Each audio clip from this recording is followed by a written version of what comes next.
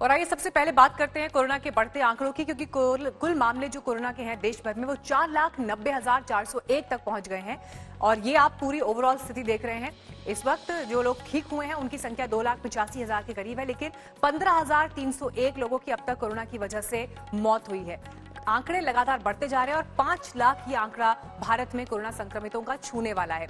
लेकिन अगर आप 24 घंटे की स्थिति देखें, बीते 24 घंटे में कितना असर हुआ है, तो कुल मामले 17,296 बढ़े हैं, जबकि 407 लोगों की पिछले 24 घंटे में मौत हुई है। 13,940 लोग स्वस्थ भी हुए हैं। हालांकि स्वस्थ होने वाले लोगों की संख्या बढ़ रही है, जिसे लेकर प्रशासन ने खुशी भी जाहिर की है। लेकिन फिर भी बड़ी बात यह कि देश की राजधानी दिल्ली जिस तरह से प्रभावित है, महाराष्ट्र की तस्वीर देखिए, क्योंकि महाराष्ट्र अभी भी इस सूची में टॉप पर बना हुआ है, जहां पर संक्रमितों के जो मामले हैं वो सबसे ज्यादा हैं। 1,47,000 केसेज हैं। यहाँ पर 6,931 लोगों की मौत हुई है। तो वहीं देश की राजधानी दिल्ली की तस्वीर देखिए, कितनी तेजी से दिल्ली में आंकड़े बढ़े हैं। 73,780 केसेस दिल्ली में अब तक रिपोर्ट हो चुके हैं, 70,000 प्लस। तो वहीं आप मरने वालों का आंकड़े देखें, 2,429 लोगों की अब तक मौत हुई है दिल्ली में, 44,000 लोग स्वस्थ भी हुए हैं। गुजरात में 29,520 मामले रिपोर्ट हुए हैं, जबकि 21,000 के करीब लोग स्वस्थ हुए हैं। 1,753 लोगों की मौत हुई है। उत्तर प्रदेश में 20,000 प्लस केसेस अब तक रिपोर्ट हो चुके हैं, जिनमें से 13,000 लोग स्वस्थ भी हुए हैं, लेकिन 611 की मौत यहां पर हुई है। हालांकि देश का सबसे बड़ा सूबा, लेकिन अगर तुलनात्मक तौर पर देखें तो उत्तर प्रदेश में कम से कम महाराष्ट्र और दिल्ली के कंपैरिजन में केसेस कम हैं। राजस्थान की स्थिति देखिए, 16,295 केसेस यहां पर रिपोर्ट हुए हैं, 379 लोगों की मौत हुई है, जबकि 12,840 लोग ठीक हुए हैं। मध्य प्रदेश में 12,000 प्लस केसेस रिपोर्ट हुए हैं, तो मरने वालों की संख्या 542 है। तो ये हमने आपको तमाम राज्यों की स्थिति दिखाई कि किस तरह से कोरोना के आंकड़े यहां पर लगातार बढ़ते गए हैं। लेकिन जिस बात का जिक्र हम पहले भी कर रहे थे, देश की राजधानी दिल्ली, क्योंकि चिंता दिल्ली को लेकर जबरदस्त है। ऐसा लग रहा है कि कोरोना के मामले में दिल्ली तमाम रिकॉर्ड तोड़ रही है। 24 घंटे में दिल्ली में 3,390 केसेस सामने आए हैं। दिल्ली में कोरोना 73,000 के पार पहुंच गया है। 24 घंटे में 64 मरीजों की मौत हुई, जबकि कुल मौत का आंकड़ा 2,400 से ज्यादा है।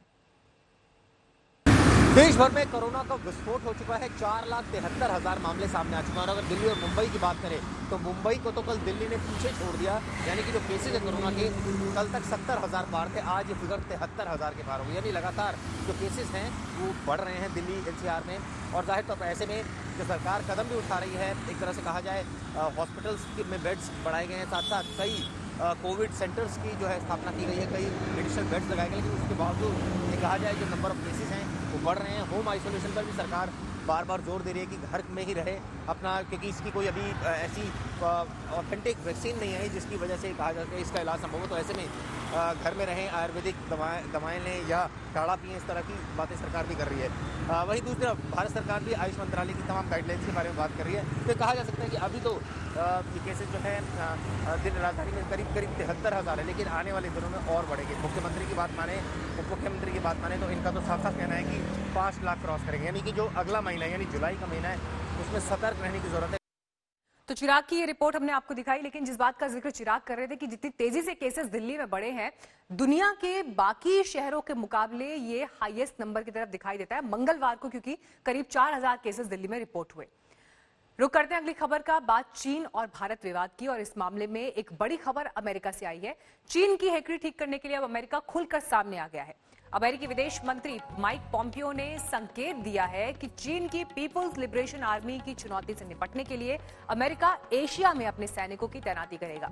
भारत से चीन के मौजूदा टकराव के संदर्भ में इसे बेहद अहम माना जा रहा है।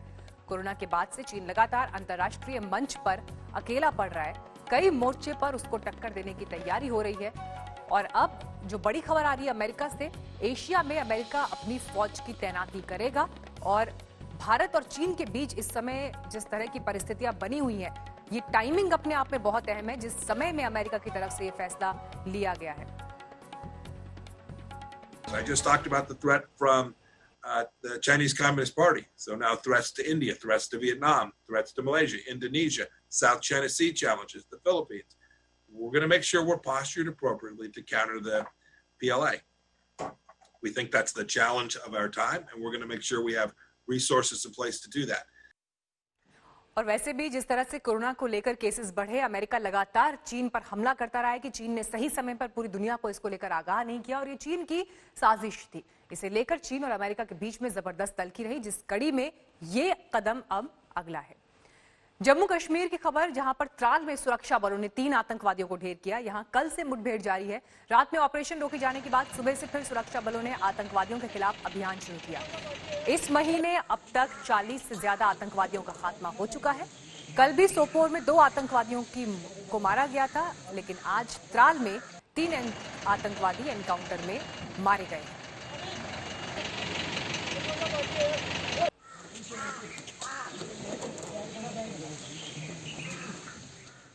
और बात अब पेट्रोल डीजल के दामों की, क्योंकि इसे लेकर राजनीति भी चरम पर है, तो शहरों में विरोध प्रदर्शन की तस्वीर भी सामने आ रही है।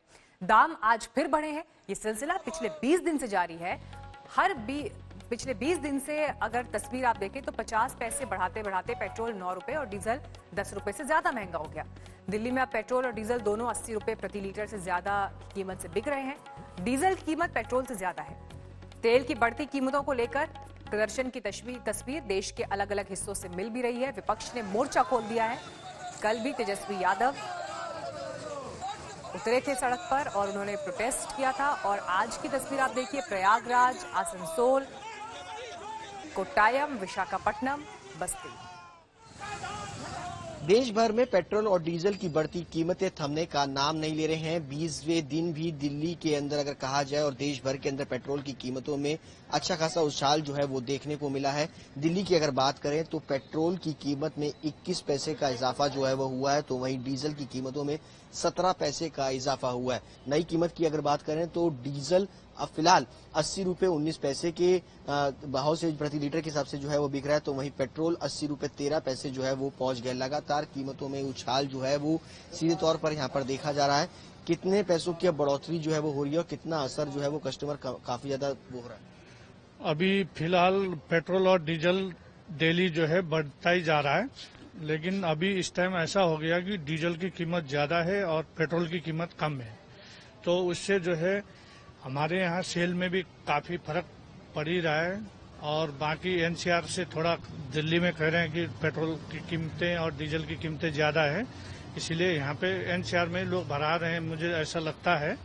तो थोड़ा सेल की कमी की वजह ये भी हो सकती है। बाकी डीजल महंगा होना, ये हर चीज महंगी होने के वो है। तो सुशांत मेहरा की आप ये रिपोर्ट देख रहे थे, लेकिन जिस बात का जिक्र सुशांत मेहरा की इस रिपोर्ट में था, बढ़ते दामों से जो असर दिखाई दे रहा है वो नाराजगी से लेकर महंगाई को लेकर सरकार पर आरोपों तक पहुंच गया है। बीजेपी अध्यक्ष जेपी नड्डा लगातार कांग्रेस पर हमलावर हैं। कल उन्होंने कांग्रेस पर चीन से सांठगांठ का आरोप लगाया था। आज उन्होंने ट्वीट कर एक और आरोप मढ़ा। जेपी नड्डा का आरोप है कि यूपीए के दौरान प्रधानमंत्री राहत कोष का पैसा राजीव गांधी फाउंडेशन को दिया गया। उस वक्त प्रधानमंत्री राहत कोष के बोर्ड में सोनिया गांधी थी और राजीव गांधी फाउंडेशन को भी वही संभाल रही थी।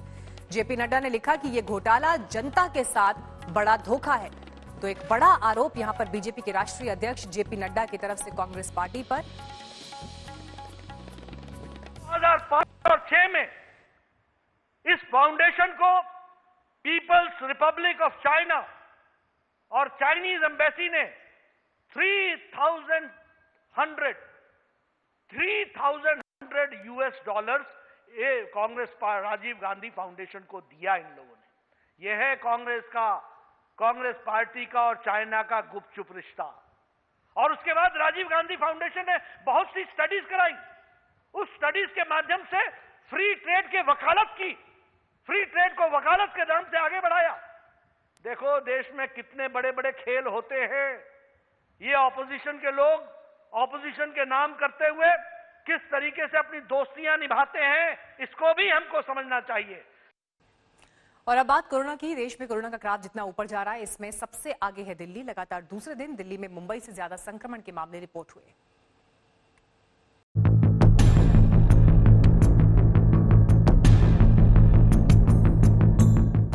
दिल्ली पर चीनी वायरस का हमला तेज हो गया है और कोरोना की रफ्तार दिल की धड़कनें बढ़ा रही हैं। 24 घंटे में 3,390 लोगों में कोरोना संक्रमण की पुष्टि हुई है और इसी के साथ दिल्ली में कोविड मरीजों की संख्या 74,000 के करीब पहुंच गई है। 24 घंटे में 64 मरीज अपनी जान गंवा चुके हैं। संक्रमण से मरने वालों का आंकड़ा 2429 तक पहुंच गया है। कोरोना का शिकंजा पहले मुंबई पर कस रहा था, लेकिन अब दिल्ली कोरोना कैपिटल बनकर उभरी है।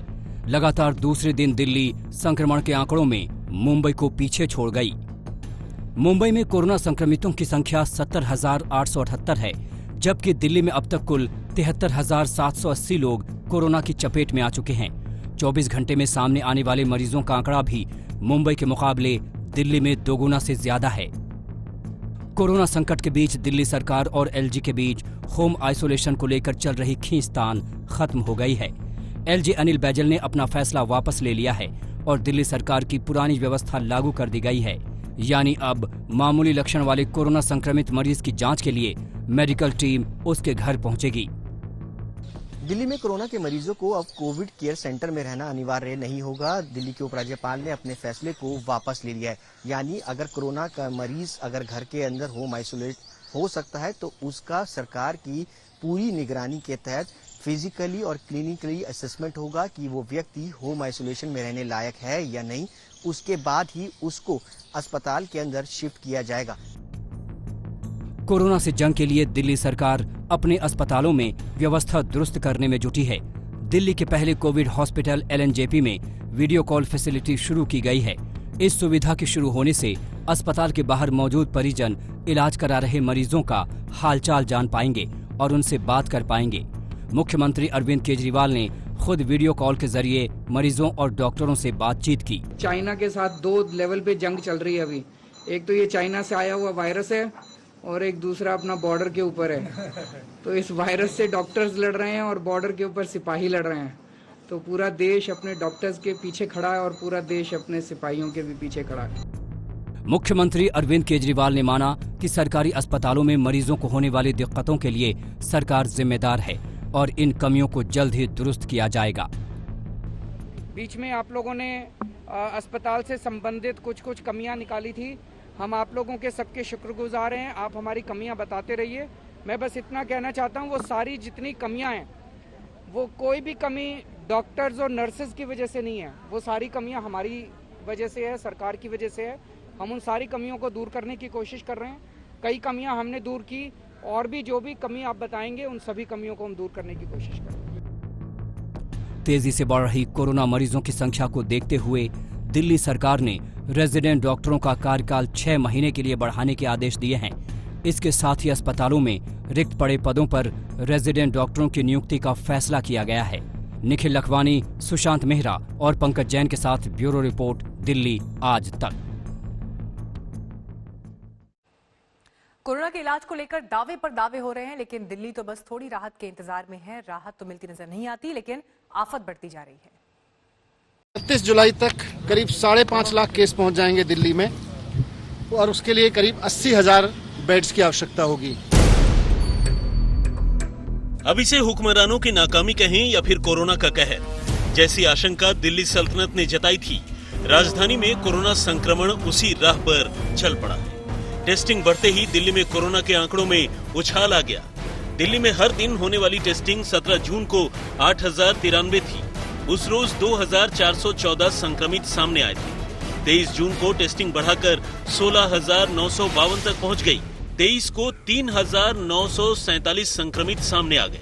24 जून को दिल्ली में 19,059 लोगों के टेस्ट हुए हैं, जिनके नतीजों का इंतजार है। दिल्ली सरकार राजधानी में बेड बढ़ाने में लगी हुई है, क्योंकि सरकार ने खुद अनुमान लगाया है कि जुलाई के आखिर तक दिल्ली को 80,000 बेड की जरूरत पड़ सकती है। दिल्ली सरकार ने 40 होटलों को कोविड सेंटर बनाने की योजना बना ली। इसके अलावा 77 बैंक्वेट हॉल को कोरोना हेल्थ केयर सेंटर में तब्दील करने की योजना है। यही नहीं, रेलवे कोच में भी कोरोना सेंटर बनाने की शुरुआत की जा चुकी है। फिलहाल दिल्ली के अस्पतालों में कुल 13,411 में से 6,203 बेड भरे हुए हैं, जबकि 7,208 बेड खाली हैं। दिल्ली के एलएनजेपी अस्पताल के सामने एक बैंक्वेट हॉल में 100 बेड का कोविड सेंटर तैयार किया गया है। आज मुख्यमंत्री अरविंद केजरीवाल ने इसका दौरा किया। इस वक्त मैं एलएनजेपी के बिल्कुल सामने मौजूद हूँ। दरअसल यहाँ पर एक ट्रीटमेंट सेंटर दिल्ली सरकार की तरफ से बनाया गया, साथ में जो डॉक्टर्स कॉलेज जो एसोसिएशन है उनका सहयोग है। यहाँ पर जो फैसिलिटी दी गई है, यानी कि जो पेशेंट्स जिनका ऑक्सीजन लेवल कम होगा उनको यहाँ पर ट्रीट किया जाएगा। और बाकायदा आप देखिए यहाँ पर तमाम ऑक्सीजन सिलेंडर्स खरीद रहे हैं। यहाँ पर भी जो ऑक्सीजन मशीन बोलते हैं नेबुलाइजर, इसमें यूज होता है, ऑक्सीजन सिलेंडर की तरह ये काम करती है। दिल्ली के छतरपुर के राधा स्वामी आश्रम में 10,000 बेड का कोविड सेंटर बनाया जा रहा है, जो एशिया। महाराष्ट्र में कोरोना के मामलों ने गुरुवार को फिर से रिकॉर्ड उछाल मारा। 24 घंटे में यहां अब तक के सबसे ज्यादा 4,841 नए मरीज सामने आए। ऐसे हालात में उद्धव सरकार अब जिम और सैलून से भी पाबंदी हटाने को तैयार है।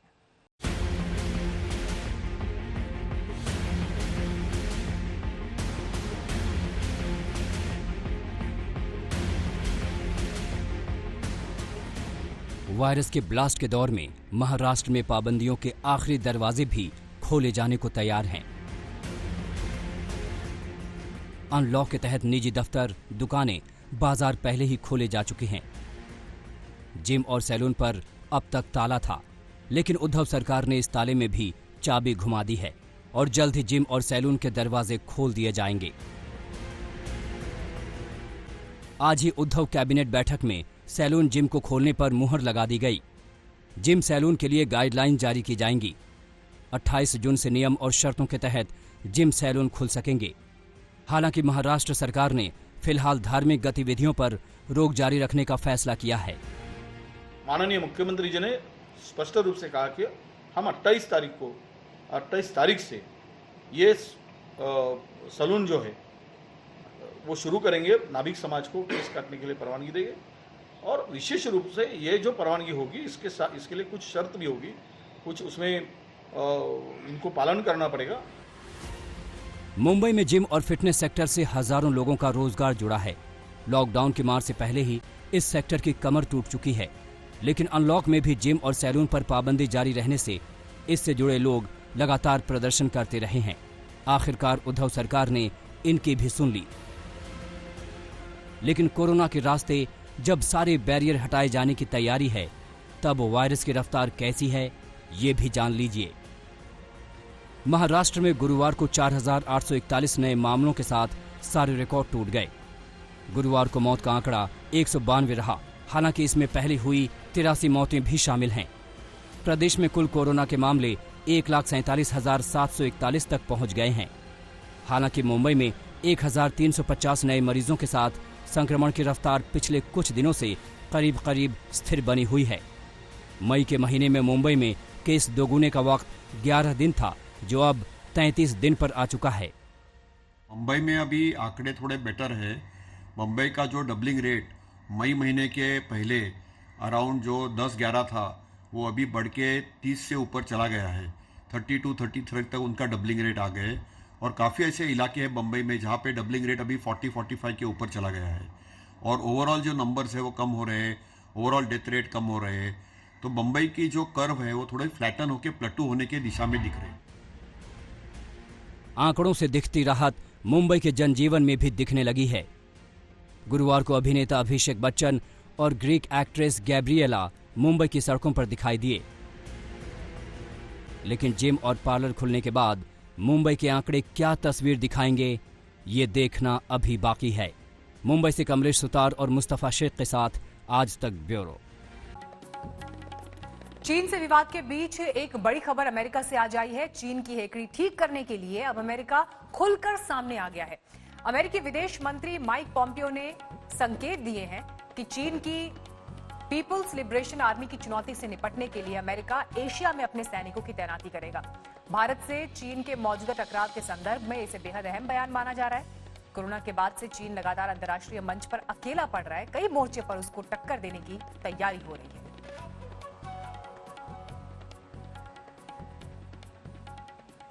तो चीन की हर चाल का जवाब देने के लिए हिंदुस्तान तैयार है। उसकी हर गुस्ताखी का जवाब मिलेगा। चीन ने जो कुछ भी किया उस पर यकीन नहीं किया जा सकता।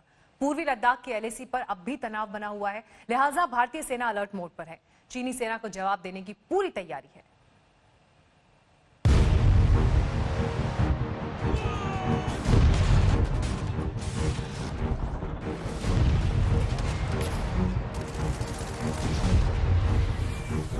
शेखी बघारते बघारते चीन इन दिनों सांप सीढ़ी का खेल खूब खेल रहा है।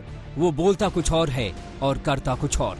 उसकी नसों में दगाबाजी का खून खूब दौड़ रहा है। चीन की इसी पैंतरेबाजी से हमारी सेना भी वाकिफ है। लिहाजा पूर्वी लद्दाख के गलवान घाटी में झड़प वाली जगह से 1 किलोमीटर पीछे हटने के बाद भी शी जिनपिंग की PLA पर भरोसा नहीं।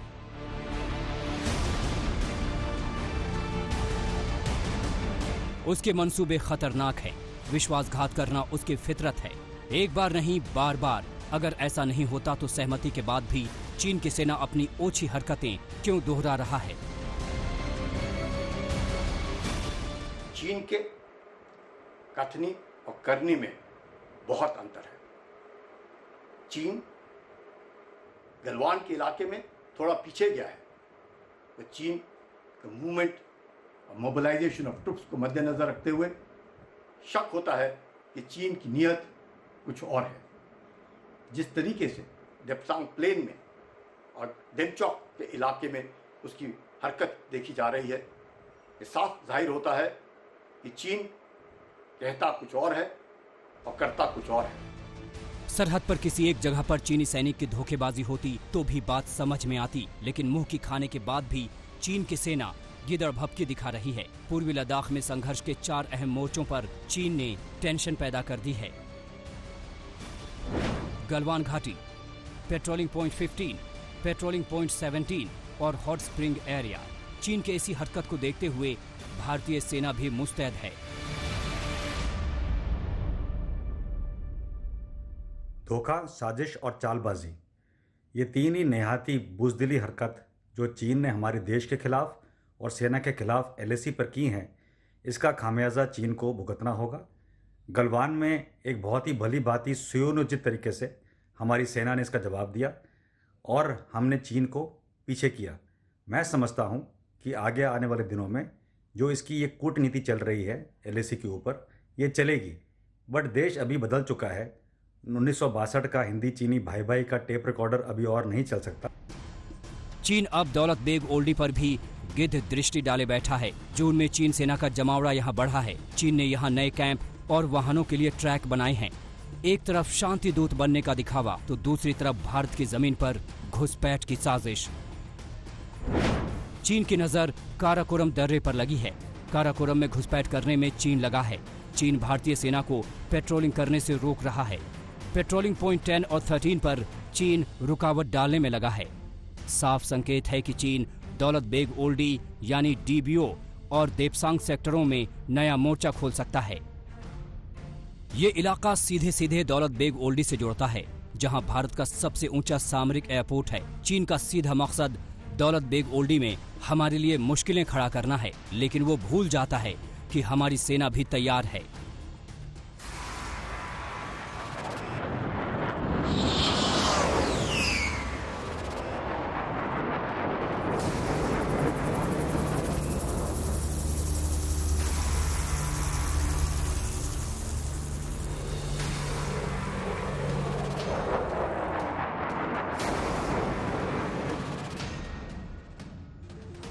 सरहद की निगहबानी करने के लिए सुखोई MKI से लेकर मिराज 2000 दहा रहा है।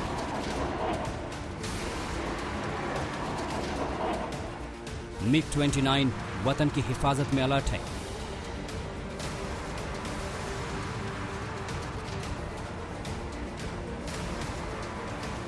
अटैक हेलीकॉप्टर अपाचे तैयार है।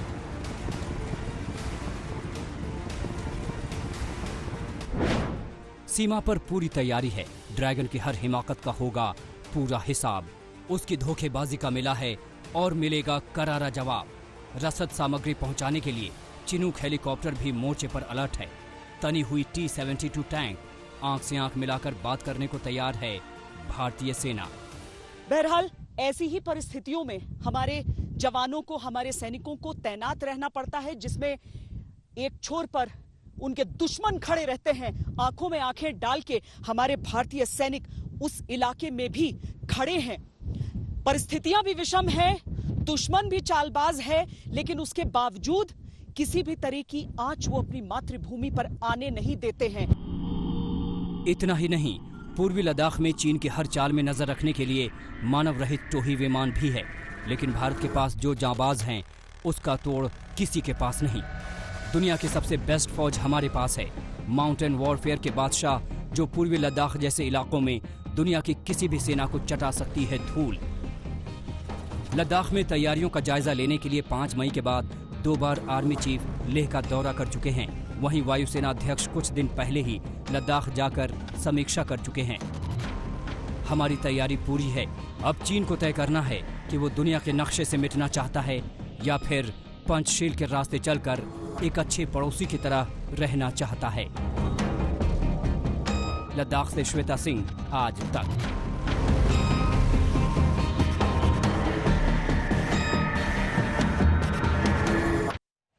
चीन ने भारत को छेड़ दिया है तो अब भारत उसे छोड़ेगा नहीं। ड्रैगन जो भाषा समझे उसे समझाने की हर कोशिश तेज हो गई है। दुनिया के कई देश भारत की इस रणनीति में प्रत्यक्ष या परोक्ष रूप से हाथ मिला रहे हैं।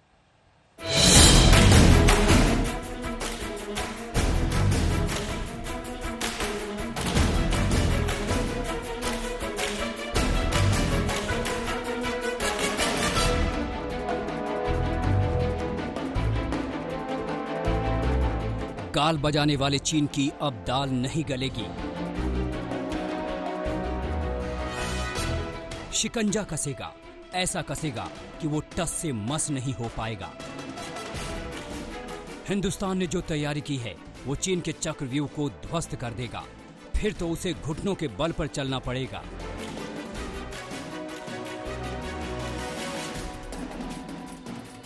कोरोना फैलाने के गुनहगार चीन ने दुनिया में न जाने कितनी दुश्मनी मोल ले ली है। उसके विस्तारवादी नीति ने न जाने कितने देशों को दगा दिया है।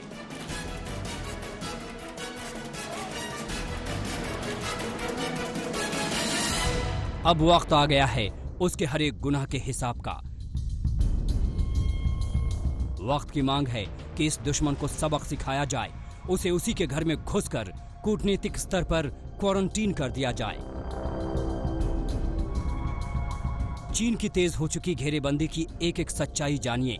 देख लीजिए कि कैसे चीन बेबस होता जा रहा है। अभी 2 दिन पहले की बात है जब रूस ने चीन को ठेंगा दिखा दिया।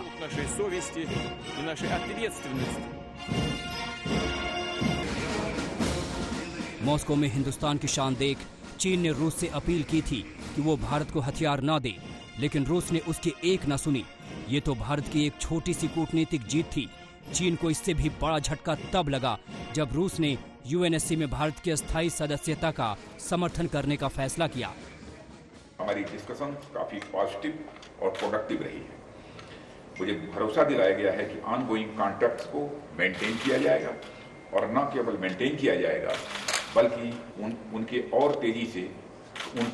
तेजी से कम समय में पूरा भी किया जाएगा, यह भी भरोसा दिलाएगा। अब चीन की अमेरिका वाली मोर्चेबंदी का सच भी जान लीजिए। कोरोना को लेकर अमेरिका अब तक चीन को सबक सिखाने की धमकी देता रहा है।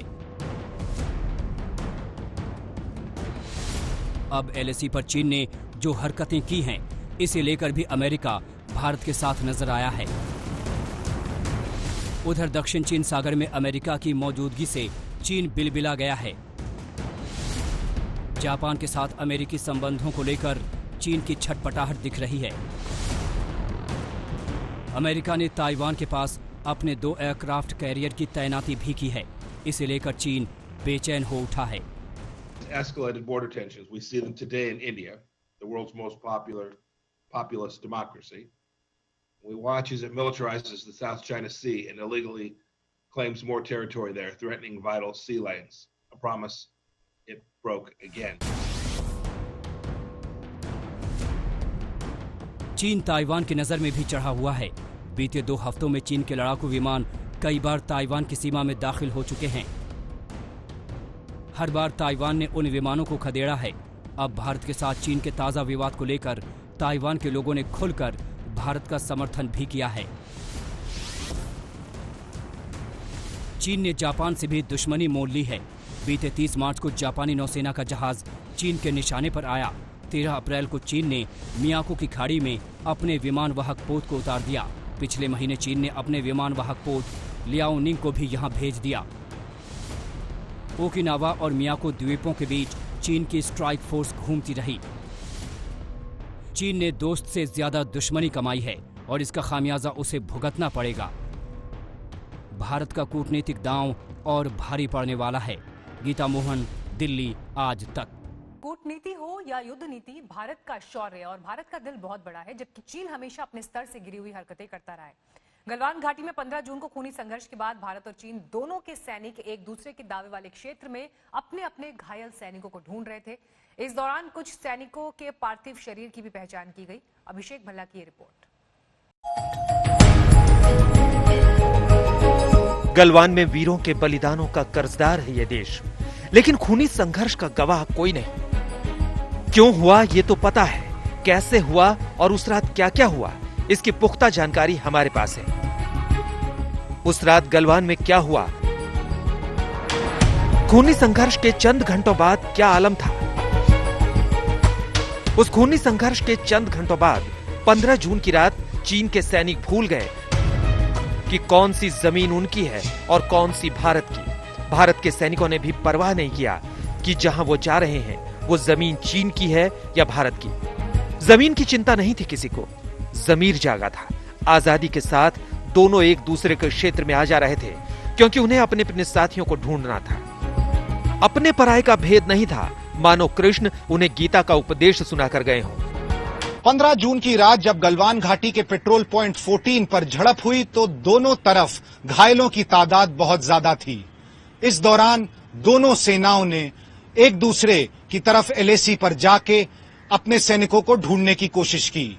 एक तरफ तो भारत ने करीब 1 दर्जन चीनी सैनिक अगली सुबह तक लौटा दिए, लेकिन चीन की सेना ने कम से कम 50 सैनिकों को लौटाने में 24 घंटे लगा दिए। यही नहीं, चीन ने 10 सैनिकों को बंदी बनाकर रखा, इसमें से 4 अफसर थे और इन 10 सैनिकों को अगले 3 दिन तक चीन ने अपनी हिरासत में रखा।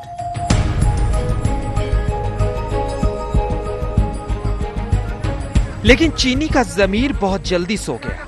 हुआ यूं कि सर्च ऑपरेशन में उनके हाथ भारत के 50 घायल जवान जमीन पर मिले। वो उन्हें लादकर अपने ठिकानों पर ले गए। भारत के जवानों के हाथों भी चीन के दर्जनों घायल सैनिक मिले, जिनमें 4 ऑफिसर भी थे। हमारे जवान भी उन्हें अपने कैंपों में ले आए, उनकी देखभाल की और चंद घंटों में ही उसे चीन को लौटा दिया।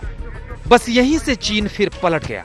वो भारतीय सैनिकों को वापस करने में हीला हवाली करता रहा, जबकि कई जवान बहुत ज्यादा जख्मी थे। खैर, रात बीती तो चीन ने भारत के 50 सैनिकों को वापस किया, लेकिन सारे सैनिकों को नहीं। चीन ने 15 जून की रात अपने हाथ आए भारत के 10 वीरों को अपने कब्जे में बनाए रखा। इनमें भारत के 4 ऑफिसर भी थे। 3 दिनों तक चली कूटनीतिक वार्ता के बाद उसने लौटाया। चीन की नीति और नियत से किसी को भी घिन आ सकती है। 15 जून की शाम को चीनी सेना के बनाए हुए एक ऑब्जर्वेशन पोस्ट को भारतीय सेना ने हटाने को कहा।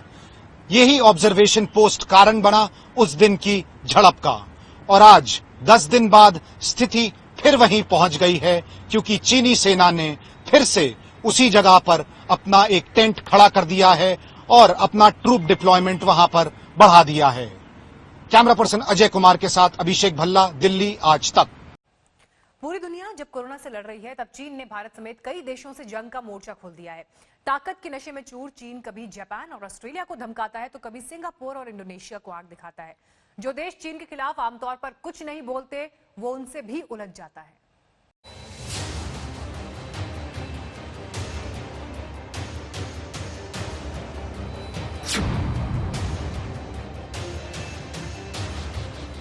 दक्षिण चीन सागर, ये वो इलाका है जहां पड़ोसियों की नाक में दम करने वाला चीन अपनी सबसे ज्यादा दादागिरी दिखाता है।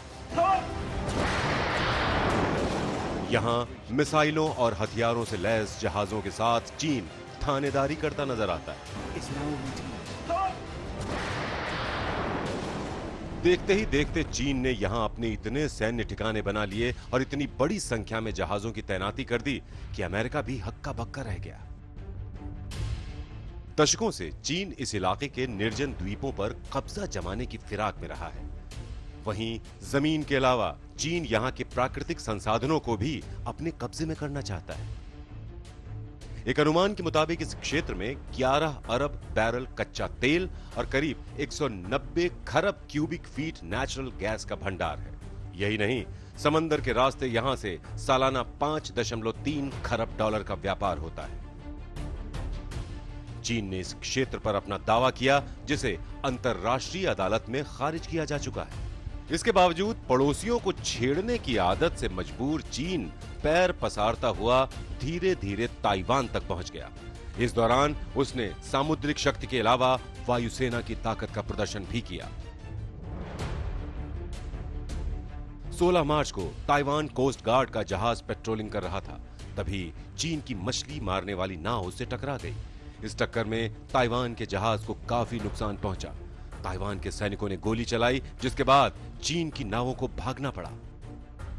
इसके बाद 11 अप्रैल को चीन ने ताइवान की खाड़ी में अपने जहाजों को युद्धाभ्यास के लिए उतार दिया। इसका मकसद ताइवान की संप्रभुता का समर्थन करने वाले अमेरिका का विरोध करना था। पिछले कुछ हफ्तों में चीन के लड़ाकू विमान ताइवान की वायुसेना में 3 बार घुसपैठ कर चुके हैं। 16 जून को ताइवान एयरफोर्स के लड़ाकू विमानों ने चीन के J-10 फाइटर्स को खदेड़ दिया।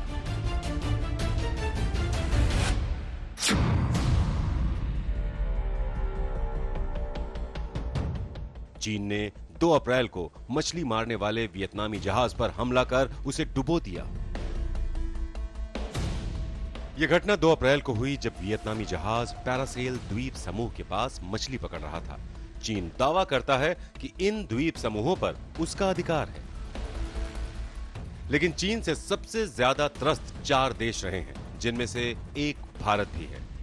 शांत प्रिय देश जापान से चीन उस वक्त उलझ रहा था जब दोनों ही देश कोरोना से लड़ रहे थे। 30 मार्च को जापानी नौसेना का जहाज चीन के निशाने पर आया। 13 अप्रैल को चीन ने मियाको की खाड़ी में अपने विमान वाहक पोत को उतार दिया। पिछले महीने चीन ने अपने विमान वाहक पोत लियाओनिंग को भी यहां भेज दिया। ओकिनावा और मियाको द्वीपों के बीच चीन की स्ट्राइक फोर्स घूमती रही। जापान इन सारी हरकतों पर नजर रख रहा था। दक्षिण चीन सागर में चीन की इन हरकतों से अमेरिका भी परेशान है। Escalated border tensions. We see them today in India, the world's most populous democracy. We watch as it militarizes the South China Sea and illegally claims more territory there, threatening vital sea lanes. A promise it broke again. Quad group में शामिल Australia को चीन America का पिछलग्गू बताता है और आए दिन उसे धमकी देता रहता है। हाल ही में ऑस्ट्रेलिया पर जबरदस्त साइबर हमला हुआ। उसकी खुफिया एजेंसी ने पाया कि यह हमला चीन से हुआ। चीन उन देशों से भी झगड़ता रहता है जो उसके खिलाफ कोई बड़ा कदम नहीं उठाते। जनवरी में चीन के जहाजों ने इंडोनेशिया के समुद्री इलाके में घुसपैठ की। जनवरी में ही चीन ने पहली बार कोरोना वायरस की महामारी का खुलासा किया था। चीन की नौसेना मलेशिया के पीछे भी पड़ी हुई है। उसने मलेशिया की तेल कंपनी के जहाज का पीछा अपने कोस्ट गार्ड के जहाज और लड़ाकू पोतों से किया था। पूरी दुनिया को कोरोना के संकट में झोंकने वाला चीन तमाम देशों को अपनी सैन्य ताकत से त्रस्त करने पर तुला है। दिल्ली से गीता मोहन के साथ आज तक ब्यूरो। चीन अपना वर्चस्व कायम करने के लिए दोहरी चाल चलता है। ताकतवर देशों को विवाद में फंसा लेता है, जबकि कमजोर देशों को कर्ज के जाल में फंसा लेता है। उसने 150 से ज्यादा देशों को लाखों करोड़ का कर्ज बांट रखा है। इनमें से कई देश अब उसके इशारे पर चलने के लिए मजबूर हैं। सदियों पहले चीन के नामचीन फौजी जनरल सुन जू ने द आर्ट ऑफ वॉर नाम की किताब लिखी थी। इसमें लिखा गया था कि जंग की सबसे बेहतरीन कला है कि बिना लड़े हुए ही दुश्मन को पस्त कर दो। चीन में इस किताब को आज भी वैसे ही माना जाता है जैसे भारत में चाणक्य नीति को। माना जा रहा है कि जंग की इस कला के अनुसार चीन कमजोर पड़ोसियों को कर्ज के जाल में फंसा लेता है और ताकतवर पड़ोसियों को विवादों में फंसा कर रखता है। इसी के तहत चीन ने 150 से ज्यादा देशों को 112.5 लाख करोड़ रुपए का कर्ज दे रखा है। चीन छोटे छोटे देशों को इंफ्रास्ट्रक्चर के नाम पर कर्ज देता है, उन्हें अपना कर्जदार बनाता है और फिर बाद में उनकी संपत्ति पर कब्जा जमा लेता है। मालदीव्स, श्रीलंका, नेपाल और बांग्लादेश पर भी चीन मेहरबान है। वहीं नेपाल में उसने जमीन हड़पने का खेल शुरू कर दिया है। आज तक ब्यूरो।